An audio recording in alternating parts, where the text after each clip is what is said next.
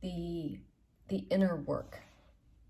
This is what everybody's talking about right now, right? It's like it's on rapid fire of how we are so driven to become the best versions of ourselves. Like we just keep on raising the bar and raising the bar and raising the bar, and hopefully with kindness and gentleness. Because the last thing we need is more harsh talk and, this driven hustle to shame us into, correcting our every move. And when we make a mistake, we become, these shame monsters and become very hard on ourselves. And that could be a whole different spiral. But today I just want to talk briefly about the inner work and how it is the magical tool for us to become the best versions of ourselves. And it's the improvement of ourself, right? It's the recognizing of the blocks that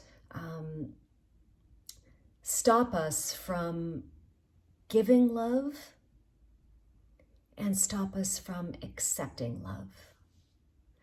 And this is the only currency that is really important on this planet. This is it. It's love.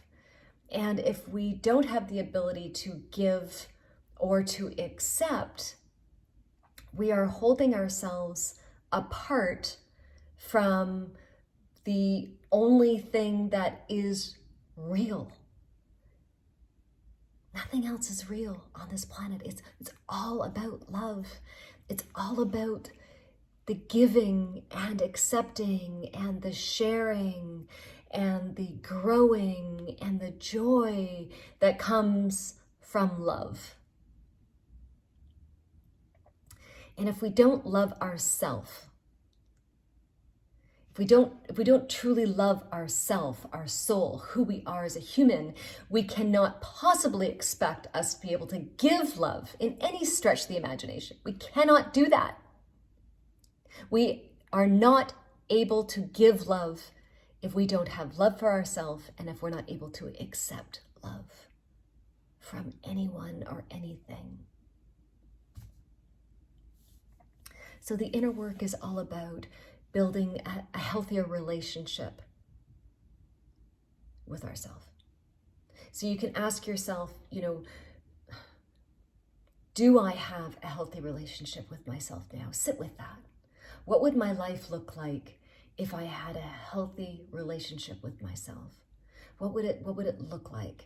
Who would I be? What would I do? How would I treat myself?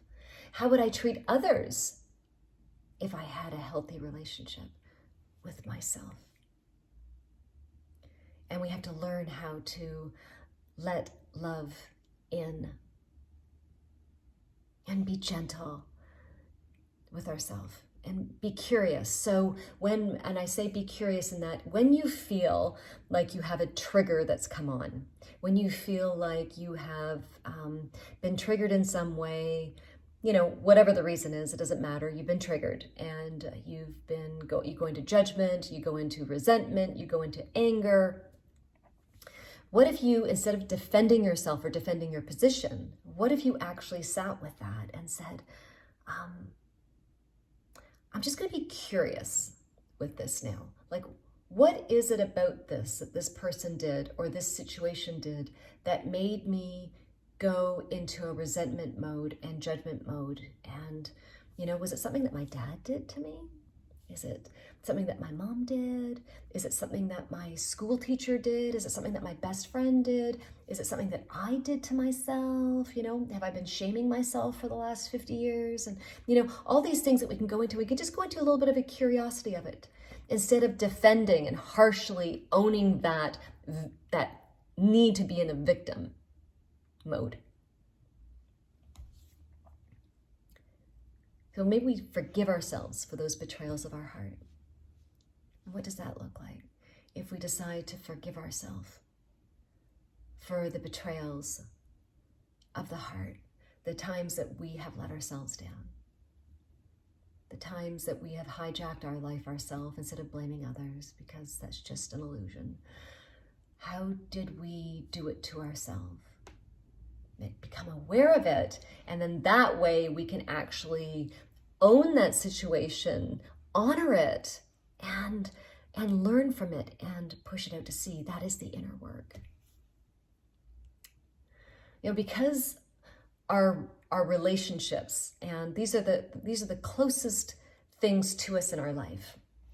The person that we choose to become the closest to us. It's an honorable role. And we shouldn't do it so lightly. This person that we choose to marry or partner with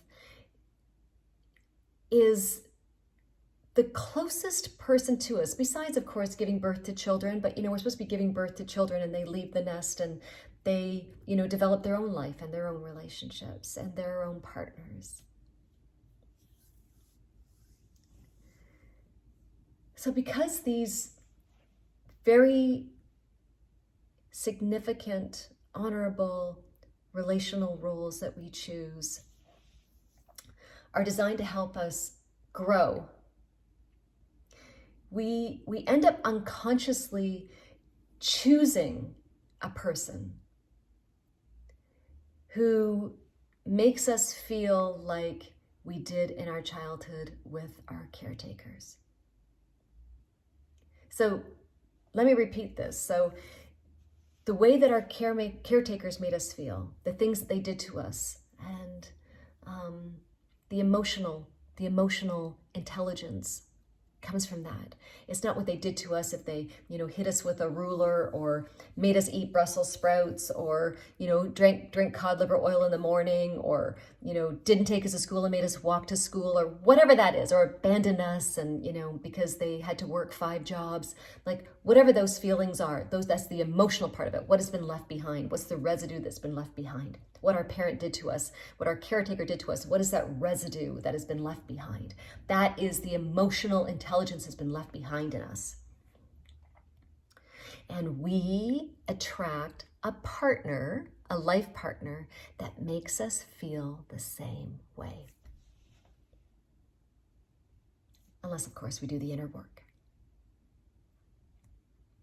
So we will keep on attracting these partners until we do this inner work, and then we go, oh, do we need this partner in our life? Because do I need to feel this way anymore? Or there's another side of it too, because when you do the inner work and hopefully you're learning, growing, evolving, and moving up the different dimensions into this, ultimate joy and centering that we all want to be in.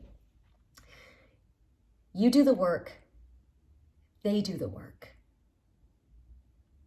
And then you come together in this conscious, coupled relationship, and you get to have these honest conversations that are like, are we good still for each other? Are we in this incredible relationship that we can keep on taking one step further, because then you become in this conscious relationship that you can grow, share, be a teacher to each other, be students to each other, and you can become a better version of yourself. It's like these tools we acquire through relationships are remarkable as long as we maintain an incredible level of awareness of what we are getting from them instead of band-aids, right?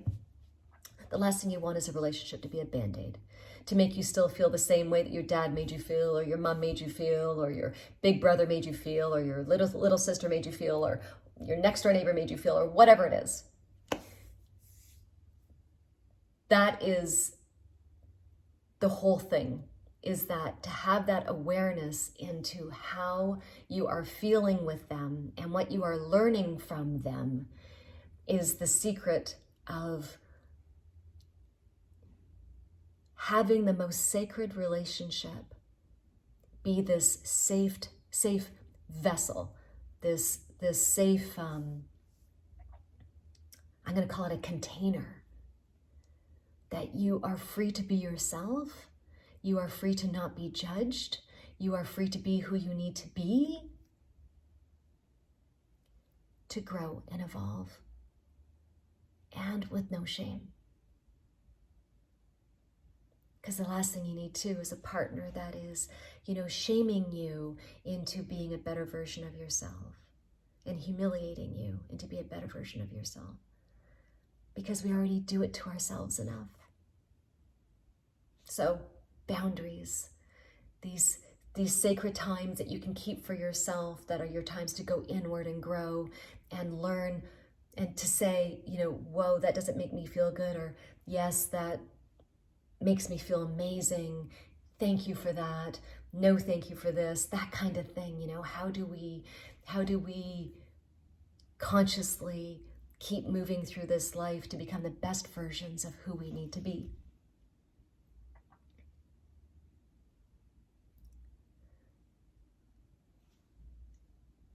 The letting the love in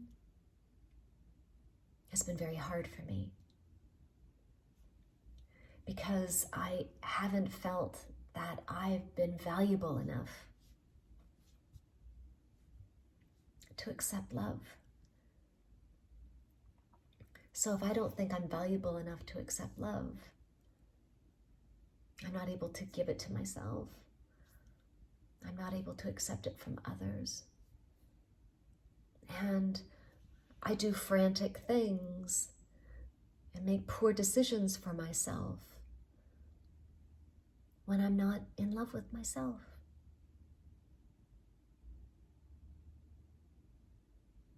So the inner work comes from here. And I want to thank you for listening to me today,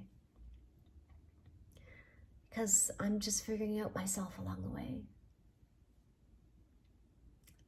And I can revisit a lot of the last 56 years of my life and call myself a fuck up, or an idiot, or a loser, or when am I going to figure my life out, and keep on repeating my patterns of where I need to be, or where I think I need to be, and when I don't. When it all comes here. And the decisions that I've been making are like frantic and, helter-skelter, and that, bring on more stuff, bring on more shit, bring on the layers, and, create a life of craziness. So I don't have to feel,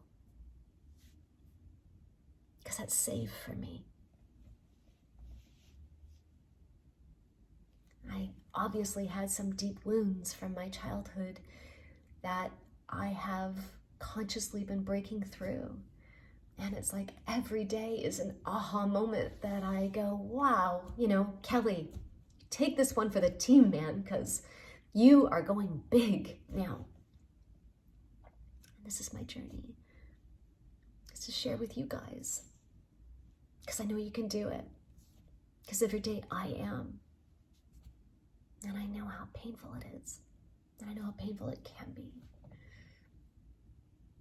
I love you so much. I really, truly do. And that comes from here. My honor.